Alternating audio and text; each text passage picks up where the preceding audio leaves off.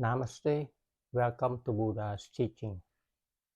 Today's topic is about non-self. Non-self is the last principle of the three principles in Buddha's teaching, or the three pillars as we call it. And the three pillars are impermanence, right? Anicca, suffering, dukkha, and non-self, anatta. So those are the three pillars that the Buddha taught. So today we're talking about non-self, anatta, the last one that in the three. What is non-self? So by the end of this talk, you should have a good understanding of this probably a very new concept to you. Again, welcome to Buddha's teaching. So, in order for us to understand this concept, even for me, when I first started out, non-self is something very kind of very strange, very odd, because it's one of the concepts that is very difficult in a way to understand. So in order for us to understand non-self, we need to go over what self is, right? What is self? So in that way, we can go toward non-self. So how do we identify ourselves? The word self that we call self, we use the word self as this, right? We point it to ourself. This is the self right here. Okay, so the self is has to do with the identification of who we are, right? The self I am Soti, and you are, John, Abraham, Joe, Susan, Steve, Lucy. Okay, so those are the name. Those are the what we call label also that we identify ourselves. So in Buddha's teaching, the non-self is is one of the very deep teaching. Okay, that if a person understand this, they can break away. They can break the cycle of samsara as we know it. But it's a very deep discussion. So what is self? So as we identify ourselves with this, right, the form that we have, and also with who we think we are right now, as you sitting there watching and listening, and there's a you there, and you looking at me, there's a me here. All right, so you over there as yourself, and me over here as me, as the Soti self, right? So um, there's there's two truths into the reality of things. In Buddha's teaching, the Buddha divide the realities in a way into two. Okay, so there is a reality of this world which we call the conventional reality. Okay, and there's also the other side, the other kind of reality is called the ultimate reality, or is the real truth of reality. So what we are experiencing right now, when we call ourselves as somebody or something, or we have a title or whatnot, that is a conventional reality. Okay, it's like an assumption. It's like a presumption that, okay, let's call this, let's call this that. Okay, so it's a labeling of something that we can communicate. We can use language to refer to. Otherwise, we can't communicate by just using no language. So we have to human create words in order to communicate with each other in order to get the message across. That is human intelligence, language. Okay, so but with this language, it creates an illusion of something that uh, exists, which it doesn't. Okay, so like right now, as you and I, as people identify ourselves, okay, we identify ourselves with this form, and we identify ourselves with the way we think, right? um, Whatever we think, whatever we say, whatever we do, that's who we are, right? I'm talking, you're watching, you're sitting, you're eating and drinking. So there's an I there, okay? So that I there is the self that we are referring to, okay? So that I, the self I that we are referring to there, is in the what the Buddha called the conventional world. It's the world here that uh, we are experiencing through our five senses. That's the self that the five senses, that our consciousness refers to, right? So another word, there isn't like an entity that is called I, that is called a self I, okay? The I that we are referring to, you and I, is like it's a compound, okay? For like this,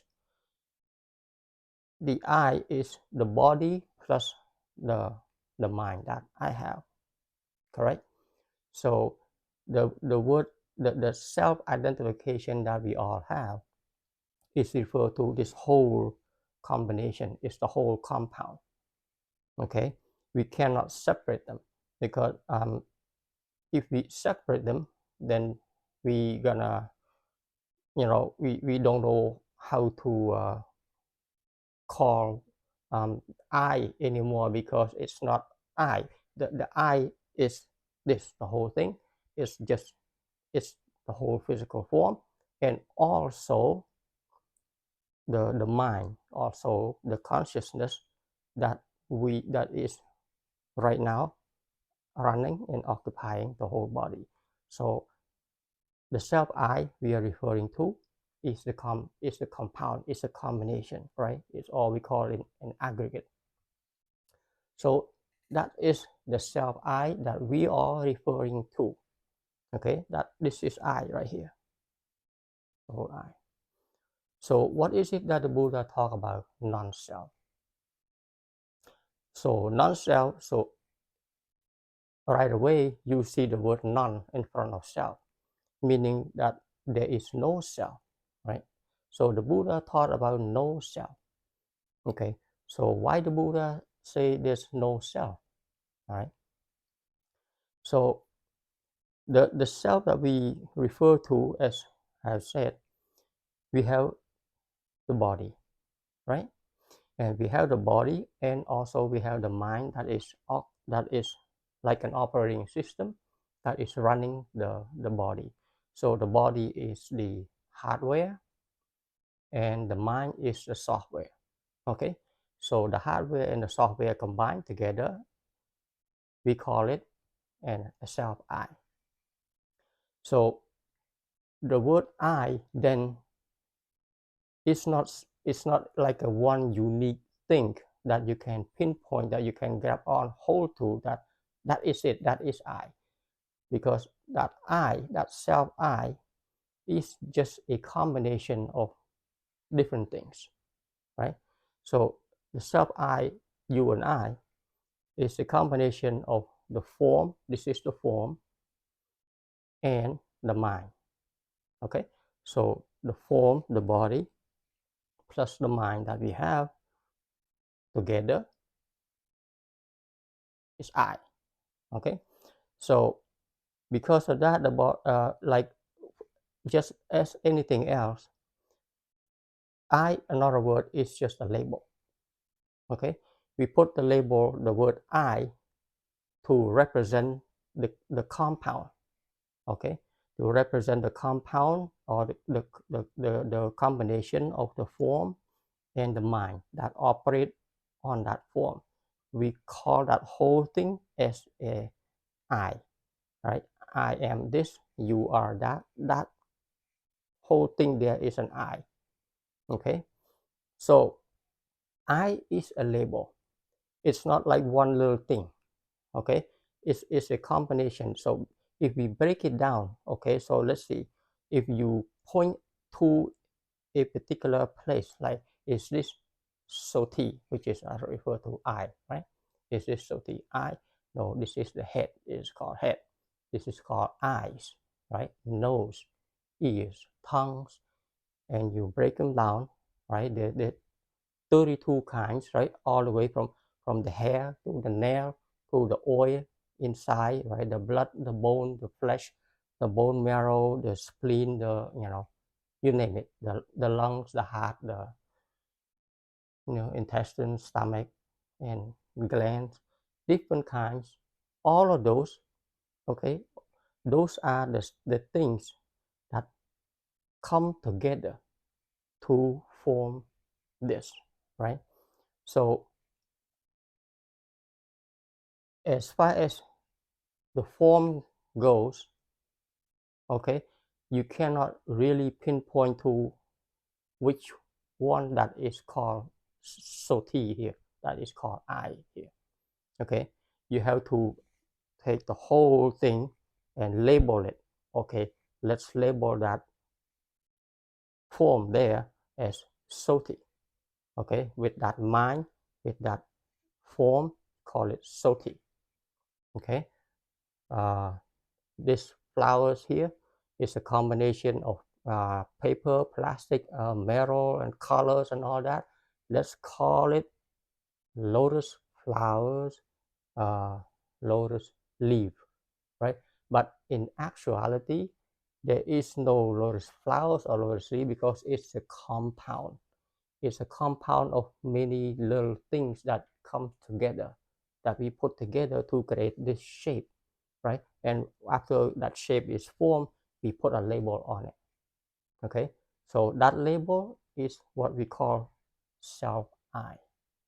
Okay, so the breakdown that the Buddha breakdown is, okay, if you look into what we all the time that we always refer to ourselves as I, if you try to figure out what exactly I is, okay, which is the self, okay, what exactly is that self I is, you cannot find it. Why? All you find is the combination of things, okay, the aggregates, the combination of the best, of the flesh and bones, the skins and nails, okay, that put together, because you cannot call this soti. This you cannot call this eyes, the self eye, that which is called soti. This is just a finger, right? So, and this is just the hand, the shoulder, and all that. So there's no particular point on this form that is called soti. Okay, but together, the whole aggregate, we label it soti. Okay, so I think that part, at least you have a good idea what I'm talking about. That the word I that we use, we misunderstand that I does exist, but in actuality, the word I is just a language, is a word, is a label that we slap on the form. Okay, we slap it on ourselves and we call this I. That's how we refer to the whole thing here as I. If we don't use a word I, how do we refer to us to this? We have to figure out a way to refer to this in order to communicate. Okay, so I itself does not really exist because it's a compound. It's a combination of all kinds of things that you just heard, that you just know. So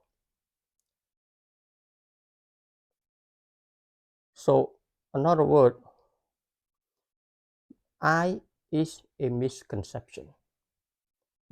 Okay, I know this is very strange. It sounds very strange and sound very new to a lot of people. Okay, that okay. So you're saying that there is no I. All right, I sort of get it. That okay. The I is just a label that you put on a compound on that. Okay, so does that mean I doesn't exist? Right. So the question arises like that.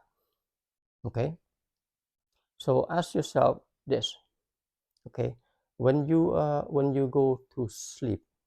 Okay. When you go to sleep, do you know what when you fall asleep? Okay. Do you know that you are sleeping? You don't. Right. When you go to sleep, poof, I is gone. Okay. The only time that you know of yourself, okay, is when you awake. When you are asleep, you have no clue where I is. You have no clue of what I is or who I is. There is no I. Okay, I only arise when you are awake. Okay, check that out for yourself. Okay, when you go to sleep, are you aware that you are sleeping? You are not.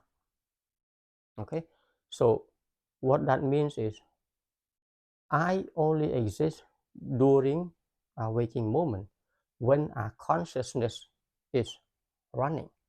When our consciousness go to rest, go to take a sleep, the I goes with it, right?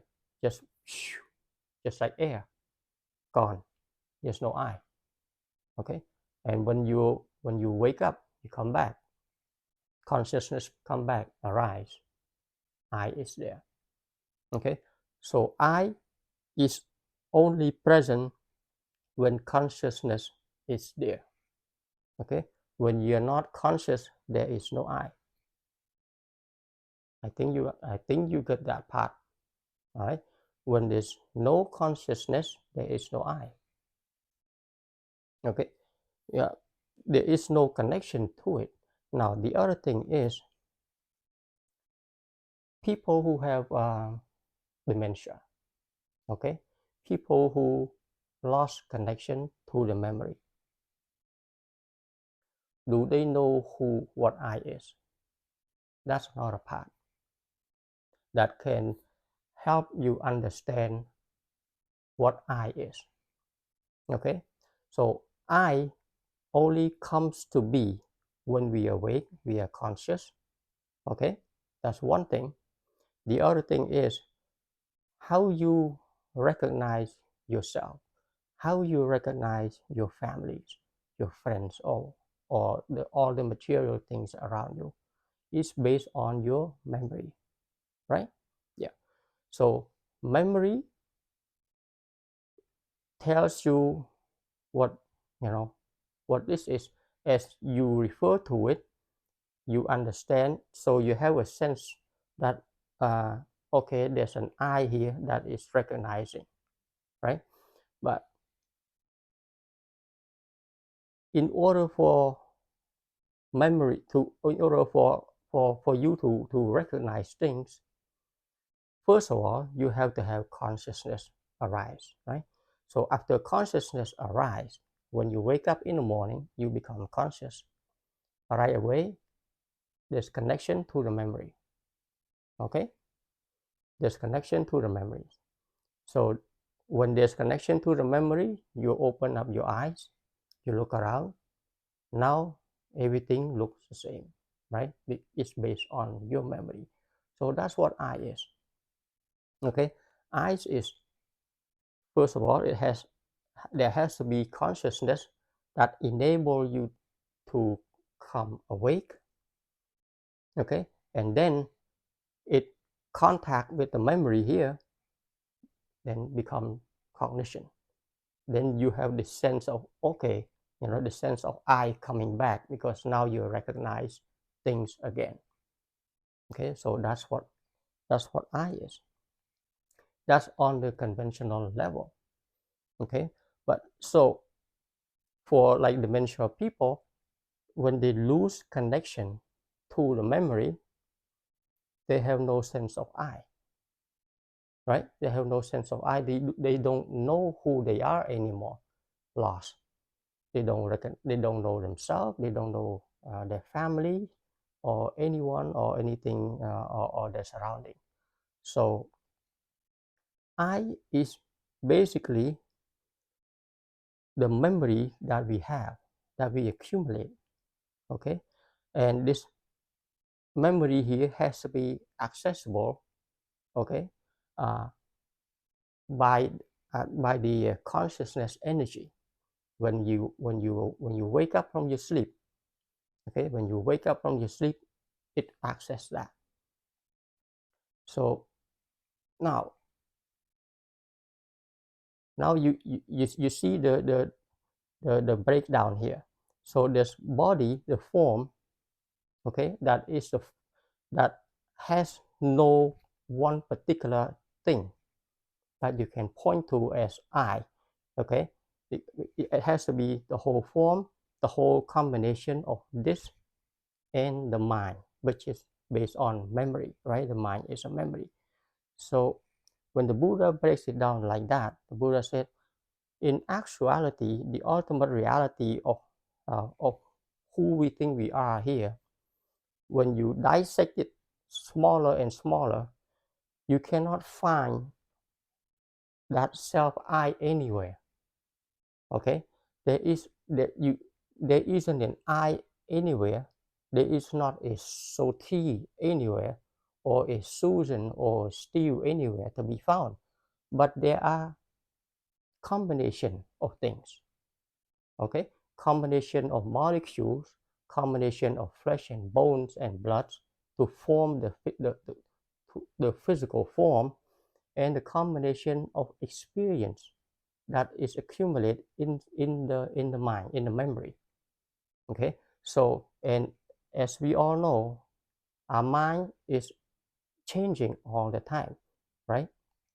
So it's just a combination of these two, uh, the memory that we accumulate from the experiences that we have in life, and the enabler, or the form. Okay, the form here is the enabler that enable our mind to function, to operate. Okay, the combination of these two create this thing here that we refer to as I. Okay, so we put a label to that combination and we call it as an I. So that is just a general overview of the deep teaching.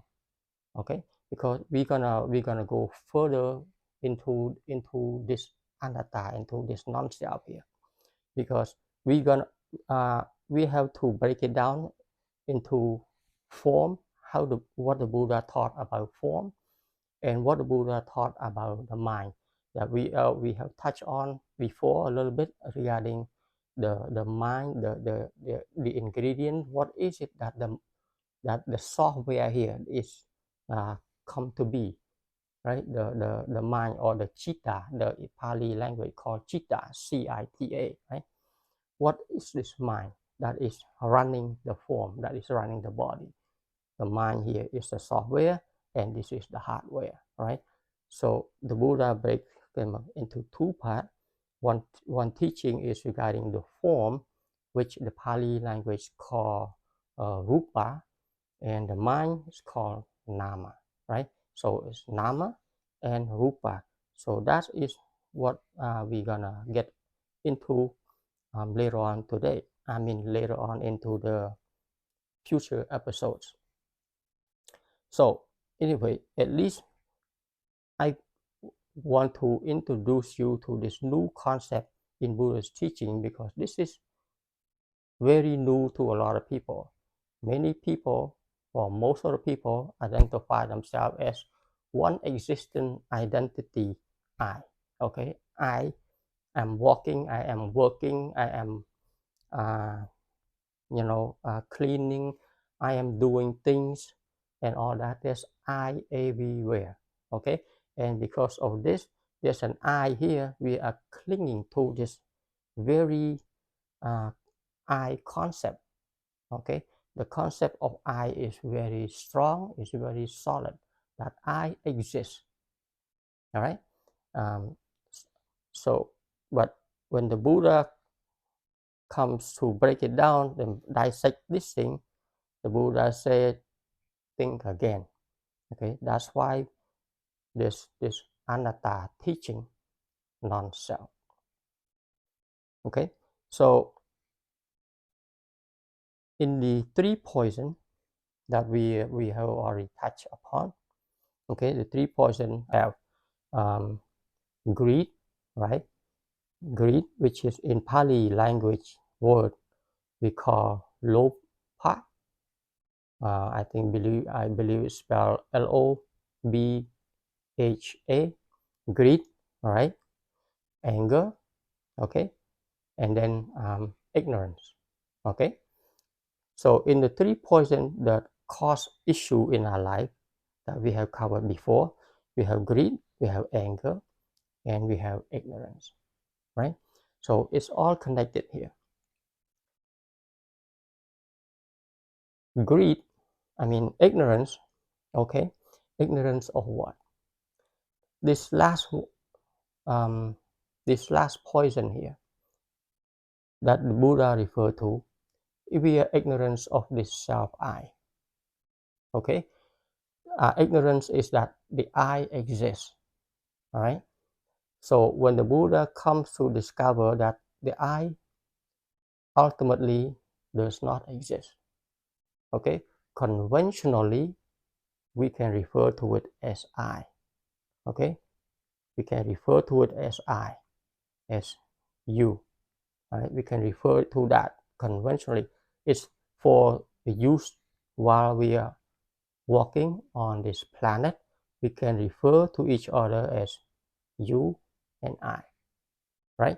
But in ultimate reality, that I, just like we have just covered here quickly, shortly, in a short period of time here, is it's ignorance that we confuse with the ultimate reality.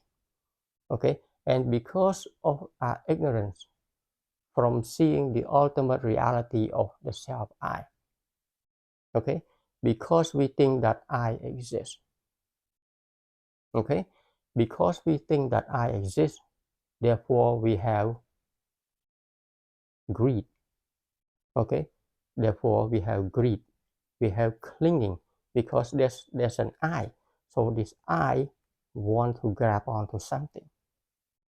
Okay, so when the I want to grab onto something, cling to something, attached to something, so now the self I create attachment, and as we have already seen in the previous talk, attachment, when attachment don't happen, it keeps changing, right? Impermanence, it creates suffering.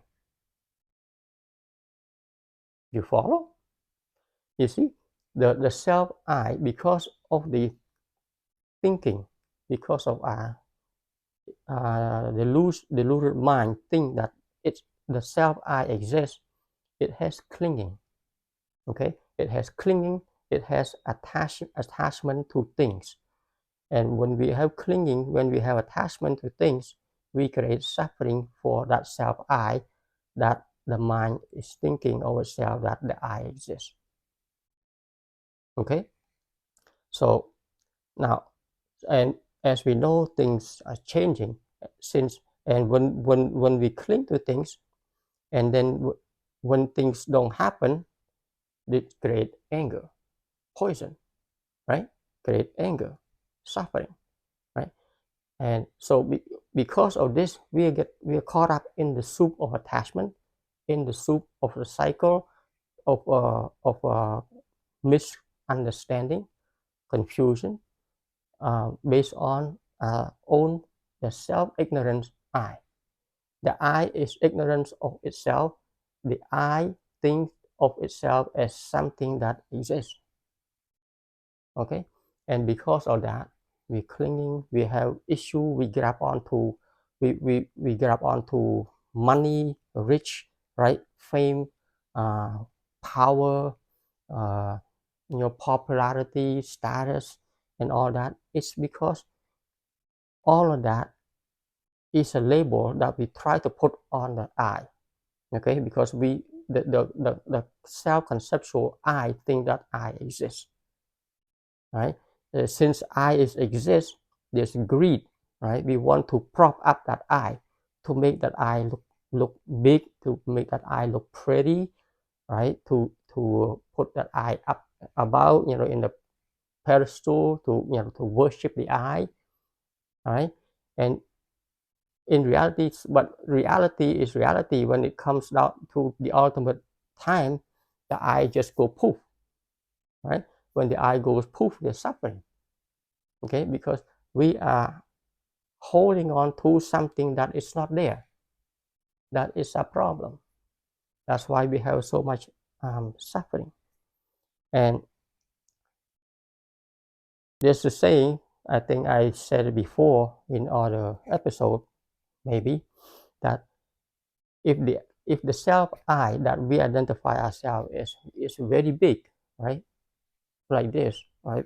I big. The suffering is also very big. It's the same size. Okay, the bigger the I, the more suffering you have. Okay, the bigger the I, as like especially right now, you look around the world, the big I people, okay, and they suffer, believe it or not, okay, because it's their status is like somewhere up, out there. The ego is so big, they don't know how big it is. They have no clue. It's just that, they are like above the cloud in a way. Okay, so because of the self I is so bloated, right, the suffering is so huge when they when and and the of course that self I is trying to protect, to defend itself from imploding. So the bigger the I, the self I, the bigger the suffering, because that self I is trying so hard. Okay, so the self I, if you understand the self I, or the non-self, when you understand the non-self, when there's no self, then the balloon is deflated. It's like the air is running out of the balloon. First, we all think of I, this, right? It's a big balloon. Once, when you dissect, when you look into it, analyze it, where is I? All right, look at it, cannot find it. Okay, so, and once you start to understand it, it's just like you letting air out of the balloon. The ego will go like this, right? So the smaller the I, the less suffering you have, because now you're less clinging, you're less attaching to, the status here. Hmm? You're less greedy, because you know that, okay, what am I greedy? Because as we all know, the ultimate reality is at the end of our road, your road and my road, when when this form breaks down, that's it. We are not taking our fame, or our money, our family, or our house, or the popularity. We're not taking anything of those with us, because this form here is just this. It breaks down, it's done, right? So what is this greed all about, that we're trying to grab onto, and and hoarding more and more. What is it about? Okay, so it's okay if you have, and that is fine. But what we are trying to say here is that once the I is deflated, you can be more relaxed. Okay, there's no more this. You just relax. It's okay. There's no ego, right? That's I, self I is the ego. Okay, so once the balloon is deflated, you're more relaxed. Okay, you don't you you don't care much anymore about the appearance, what you have, how you dress, right? The popularity, the fame, or whatnot. Mm, you know, because what's important is here, right? Peace inside. That's what's important. So once you release all that, once you no longer crave for all of those things, okay, the fame, right, the status, and all that, when you don't crave for those things anymore, you don't have to defend anything. It's just that's how important it is to understand non-self. Okay, that's how important it is to understand what non-self is. So I hope you understand that. All right. So until next time we're gonna go into into the form itself. Okay, how the Buddha teach, what the Buddha say about the form and the mind. The the compound, or the 52 aggregates and all that. That we're gonna break down further what this I is. Right. So stay tuned. That is even more interesting. Until next time, I like to pay respect to the triple gems. I like to pay respect to the Buddha. I like to pay respect to the Dharma. And I like to pay respect to the Sangha. Namaste.